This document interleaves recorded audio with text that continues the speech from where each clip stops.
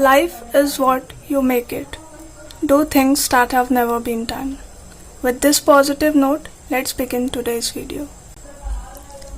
Hey guys, welcome back to the channel. So today we'll be doing study note number 9.4 and that is of BCG metrics. And if you haven't seen the last videos, please refer to my previous videos so you can revise it clearly. Okay, so BCG metrics. What is BCG metrics? देखो, Boston consulting group ये एक matrix बनाता है, ठीक है। ये एक model है जो एनालाइज करता है प्रोडक्ट को दो वेरिएबल में। पहला वेरिएबल क्या है? Growth in market as a whole, ठीक है। दूसरा वेरिएबल क्या है? Growth of the product share of the market in relation to other products. पहला है कि कंपनी का मार्केट में क्या ग्रोथ हो रहा है, और दूसरा है कि कंपनी का जो प्रोडक्ट है उसका जो मार्केट शेयर है वो बाकी अदर प्रोडक्ट्स के कंपेयर में कितना ग्रो कर रहा है, ठीक है। देखो यहाँ बीसीजी मैट्रिक्स का एक है लॉजिकल प्रोग्रेशन ऑफ इन्वेस्टमेंट। देखो, अगर किसी भी प्रोडक्ट को हम लोग कैश काउ में तब रखते हैं जब वो इनिशियल स्टेज में रहता है, जिसको हम लोग हार्वेस्ट बोलते हैं। फिर वहाँ से जाता है ये, अगर बहुत ग्रो करता है तो ये स्टार्स बन जाता है, जो कि अपना बिल्डिंग ग्रोथ में रहता है, ठीक है। फिर वो बन जाता है क्वेश्चन मार्क वो टाइम होता है जब वो शेयर को हम लोग होल्ड करके रख सकते हैं। फिर आता है डॉग्स बहुत बेकार कंडीशन हो जाता है जहाँ ना मार्केट शेयर बढ़ता है प्रोडक्ट का, ना प्रोडक्ट का ग्रोथ होता है। तो वहाँ पे हम लोग क्या करेंगे? हम लोग अपना शेयर को डाइवेस्ट कर देंगे, ठीक है। अब देखो, बहुत सारा लिमिटेशंस है ये बीसीजी मैट्रिक्स का, ठीक है। बीसीजी मॉडल का बहुत सारा limitation. So let's understand it one by one. So the very first limitation is it ignores the threat of substitute product. कोई भी प्रोडक्ट का जो सारा सब्सटीट्यूट प्रोडक्ट होता है, फॉर एग्जाम्पल पेट्रोल का सब्सटीट्यूट प्रोडक्ट क्या है? डीजल, ठीक है। कार का सब्सटीट्यूट प्रोडक्ट क्या है? Suppose when, okay. तो लिमिटेशन बस यही है कि बीसीजी मॉडल ये जो सब्स्टिट्यूट प्रोडक्ट का जो डर होना चाहिए किसी भी कंपनी को, वो इग्नोर कर देता है, ठीक है। Now next, it ignores the extent to which a firm serves a number of markets can exploit production synergies. फिर ये क्या करता है? प्रोडक्शन एक्सप्लॉइटेशन को भी इग्नोर कर देता है, ठीक है। Now next, it does not suggest any response to declining market other than withdrawal. Suggest नहीं करता कोई भी डिक्लाइनिंग मार्केट का रिस्पॉन्स, ठीक है। Next, it might become a self fulfilling prophecy.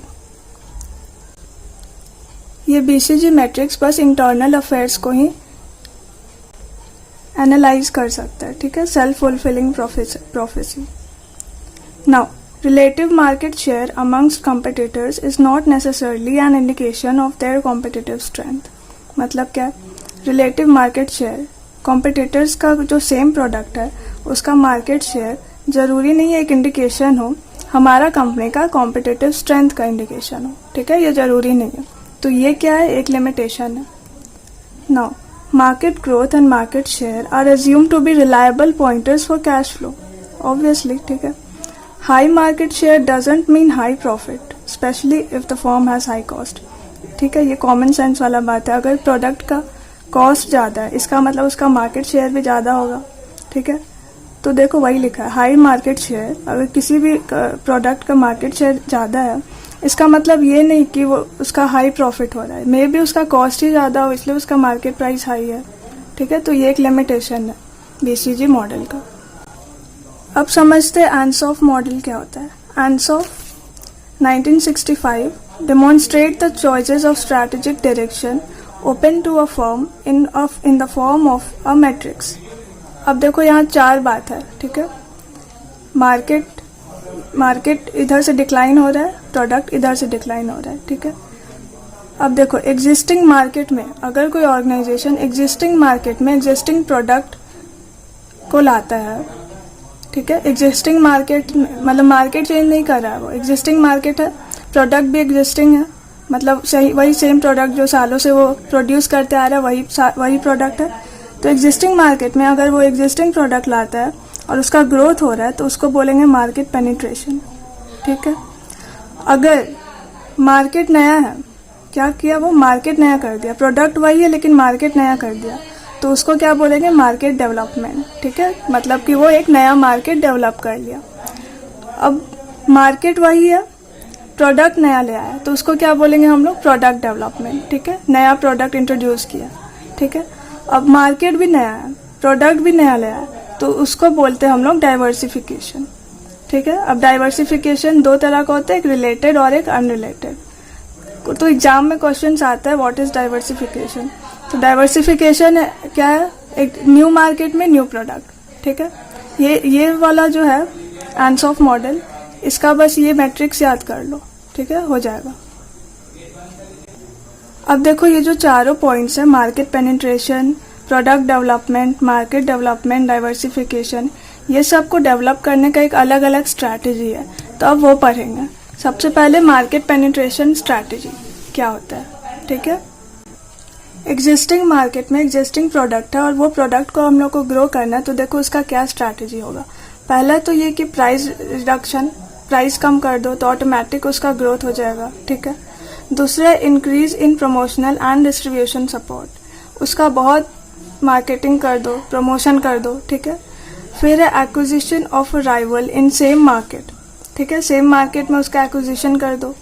फिर मॉडेस्ट प्रोडक्ट रिफाइनमेंट, ठीक है, उसी में कुछ मॉडल चेंज कर दो, ठीक है, उसको न्यू बना दो, मतलब कि वो प्रोडक्ट का जो मार्केट है उसको न्यू बना दो, ठीक है। और वो कैसे होगा, मे बी प्रोडक्ट का डिज़ाइन चेंज करके, ठीक है, ऐसे ही। Now these strategies will be helpful in accomplishing increased sales in the present line of business, ठीक है। अब नेक्स्ट आता है हमारा product development strategy. Product development कब होता है, जब कोई भी प्रोडक्ट न्यू प्रोडक्ट प्रोड्यूस करता है कोई भी कंपनी एग्जिस्टिंग मार्केट में, ठीक है। देखो है ना, मार्केट वही है, प्रोडक्ट नया है, तो उसको बोलेंगे प्रोडक्ट डेवलपमेंट। अब प्रोडक्ट डेवलपमेंट का स्ट्रैटेजी क्या है, देखो this strategy involves extending the product range available to the firm's existing market, ठीक है। तो क्या क्या है उसका strategy, investment in research and development of additional product, research और डेवलपमेंट में लगा दो कि नया प्रोडक्ट ढूंढ के आएगा कोई, ठीक है, रिसर्च वाला डिपार्टमेंट। या acquisition of rights to produce someone else's product, ठीक है, कोई दूसरा ऑर्गेनाइजेशन का प्रोडक्ट को बनाने का जो राइट है उसको एक्वायर कर लो, ठीक है। या फिर joint development with owners of another product who needs assess two forms distribution channels. बहुत सारा कंपनी है जो अपना चैनल क्रिएट करना चाहता है, ठीक है, अपना ब्रांड बनाना चाहता है, तो वो लोग में जॉइंट डेवलपमेंट कर सकते हैं, ठीक है, जिसको जॉइंट ओनर भी बोल सकते हैं, ठीक है। तो ये तीन तरह से हमारा प्रोडक्ट डेवलप हो सकता है न्यू मार्केट में, ठीक है। तो ये था प्रोडक्ट डेवलपमेंट स्ट्रैटेजी। अब आते हैं market development strategy. Market development कब होता है, जब प्रोडक्ट वही है लेकिन उसको नया मार्केट में ले आया, ठीक है। देखो मार्केट डेवलपमेंट कब होता है, जब एग्जिस्टिंग मार्केट में न्यू प्रोडक्ट आ गया, ठीक है। आई थिंक हम उल्टा बोल रहे हैं, देखो मार्केट डेवलपमेंट, प्रोडक्ट एग्जिस्टिंग है, मार्केट नया है, हाँ, तो मार्केट नया तब ना हुआ मार्केट डेवलपमेंट, ठीक है। अब देखो इसका स्ट्रैटेजी क्या होगा, कैसे मार्केट डेवलप किया जाता है बिजनेस में। देखो firms develop through finding another group of buyers for its product, ठीक है। अब क्या क्या स्ट्रैटेजी है, न्यू एरियाज और रीजन्स ऑफ कंट्री। सपोज कोई ऑर्गेनाइजेशन है वो बस नॉर्थ इंडिया में अपना बिजनेस कर रहा है, तो वो साउथ में करने के बारे में उसको सोचना चाहिए, तभी एक नया मार्केट डेवलप होगा, ठीक है। फिर फॉरेन मार्केट के बारे में भी उसको सोचना चाहिए, ठीक है। फिर industrial buyers for a good which was previously sold only to हाउस होल्ड। कुछ ऐसा प्रोडक्ट है जो उसका ऑर्गेनाइजेशन में जो पहले हाउस होल्ड को ही बस सेल होता था, तो वो अब क्या कर सकता है, वो चीज़ वो इंडस्ट्रियल बायर्स को भी दे सकता है, ठीक है। तो इस तरह से उसका मार्केट डेवलप हो गया, हाउस होल्ड में पहले बेचता था, अब इंडस्ट्रियल बायर्स को भी बेचेगा, तो मार्केट डेवलप हो गया। और फिर क्या है next, different customer segment. Customer का भी बहुत सारा सेगमेंट होता है, जैसे सपोज एज ग्रुप, ठीक है। फॉर एग्जाम्पल जॉनसन क्या करता है, वो बस किस एज ग्रुप के लिए बनाता है product, may be from 0 to 5 और 10 years किड्स, बट अगर वो ऑलमोस्ट एडल्ट्स लोग के लिए भी बनाने लगे अपना प्रोडक्ट, तो वो क्या करेगा, वो एक अलग कस्टमर सेगमेंट को एक्वायर कर लेगा। तो उससे क्या होगा, उसका एक अलग मार्केट डेवलप हो जाएगा, ठीक है। अब आते हैं डाइवर्सिफिकेशन स्ट्रैटेजी। क्या था डाइवर्सिफिकेशन का मतलब, न्यू मार्केट न्यू प्रोडक्ट। तो उसको हम लोग बोलेंगे कि वो डाइवर्सिफाई कर गया, वो ऑर्गेनाइजेशन या पर्टिकुलर फर्म, ठीक है। तो डाइवर्सिफिकेशन का स्ट्रैटेजी क्या है, देखो, firms get involve in an entirely new industry और a different stage in the value chain of its present industry. अब ये हम बताए थे पहले कि दो तरह का होता है डाइवर्सिफिकेशन, एक रिलेटेड और एक अनरिलेटेड। अब रिलेटेड डाइवर्सिफिकेशन क्या होता है, concentric diversification means that there is a technological similarity between industries which means that the firm is able to leverage its technical know-how to gain advantage। देखो बहुत सारा फर्म्स या ऑर्गेनाइजेशन का जो टेक्नोलॉजी है वो सेम रहता है, ठीक है। तो फर्म क्या करता है, वो एक लेवरेज लाने के लिए टेक्निकल नो हाउ को गेन करता है, उसका एडवांटेज। तो एक तरह से वो एक डाइवर्सिफिकेशन कर रहा है, ठीक है। तो ये इसको बोलेंगे रिलेटेड डाइवर्सिफिकेशन। अब अनरिलेटेड डाइवर्सिफिकेशन क्या हो जाएगा, it spreads the risk of firm across a wide range of industries, take advantage of poorly managed companies which can then be turned around or either run at a gain to the shareholders or sold on at profit, ठीक है। ये जो बहुत सारा companies होता है जो अच्छा से मैनेज नहीं कर पाता है अपना बिजनेस, तो ये अनरिलेटेड डाइवर्सिफिकेशन क्या हो जाएगा, जो भी ऐसा बिजनेस है जो मेंटेन नहीं कर पाता है उसको हायर कर लेगा, मतलब कि उसको ओवरटेक कर लेगा, ठीक है। तो इस तरह से वो एक न्यू मार्केट में आ जाता है। तो ये हो जाएगा अनरिलेटेड डाइवर्सिफिकेशन। देखो, स्केप अ मैच्योर और declining industry by using a positive cash flow from it to develop into new and more profitable areas of business, ठीक है। I hope you all are revising strategic management, so we'll be do till here only in this video.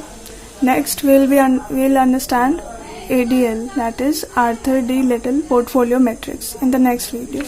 So till then, study well and be disciplined, because motivation will die, so let's discipline takes its place. And thank you so much for watching.